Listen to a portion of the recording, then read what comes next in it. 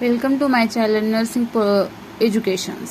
GNM third year questions midwifery व gynaecology. यामध्ये मी GNM थर्ड इयरचे मिडवायफरी आणि गायनेकोलॉजीचे क्वेश्चन्स काढलेले आहेत. त्यामध्ये रिकाम ऑब्जेक्टिव्ह काढलेले आहेत जेणेकरून तुम्हाला सोपे जातील, जे 15 मार्कला आपल्याला एक्झामला पडतात, फायनल एक्झामला. तर ते हे GNM थर्ड इयरचे प्रसूतीशास्त्र व कला म्हणजे मिडवायफरी गायनेकोलॉजीचे क्वेश्चन्स आहेत. रिकाम्या जागा भरा, जोड्या लावा, चुकी बरोबर, हे मी सुटसुटीत असे तुम्हाला एकत्रित बाजू काढलेले आहेत. तरी मी तुम्हाला सांगेन. यामध्ये रिकाम्या जागा भरा.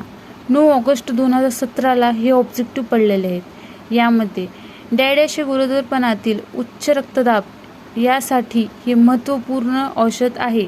म्हणजेच मॅग्नेशियम सल्फेट हे गरोदरपणातील उच्च रक्तदाब यासाठी हे महत्त्वपूर्ण औषध आहे. नंबर 2, डायडॅश ही जटिलता भ्रूणासंबंधित आढळते तेव्हा गरोदर मातेला रक्तदाबाचा त्रास होतो.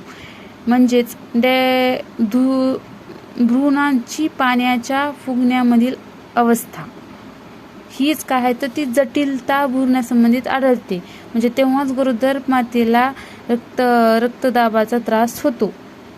नंबर 3, अकालीन प्रसूती झाल्यानंतर बाळाचे फुफ्फुस चांगले काम करण्यासाठी डायडॅश हे औषध दिले जाते.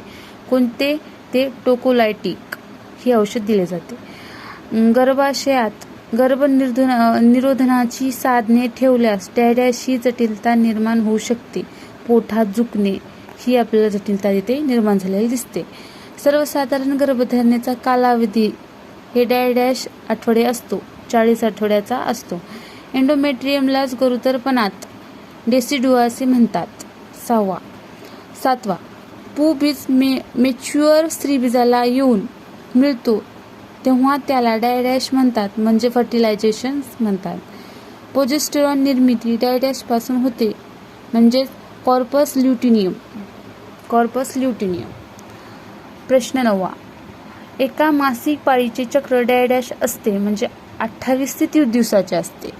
10वा, डायडॅश ही सर्वात जास्त करण्यात येणारी शस्त्रक्रिया आहे की जिच्यामुळे प्रसूतीवेळी योनी मार्गाचे प्रवेशद्वार मोठे करण्यासाठी करतात. म्हणजे एपिजिओक्टॉमीमुळे प्रसूतीच्या वेळी योनी मार्गाचे प्रवेशद्वार मोठे करण्यासाठी आपल्याला हे करतात, एपिजिओक्टॉमी. 11वा, गर्भमस्तकाचा सर्वात मोठा व्यास डायडॅश या दर्शनामध्ये आढळतो, म्हणजे तो कोणता? Bridge presentation. हा क्वेश्चन 3 वेळेस टाइम पडलेला क्वेश्चन आहे. तो 28 जून 2011 मध्ये पडलेला आहे. 2 मासिक पाळीमध्ये योनी मार्गातून होणाऱ्या रक्तस्रावाला डायडॅश म्हणतात. हा क्वेश्चन नाही आहे.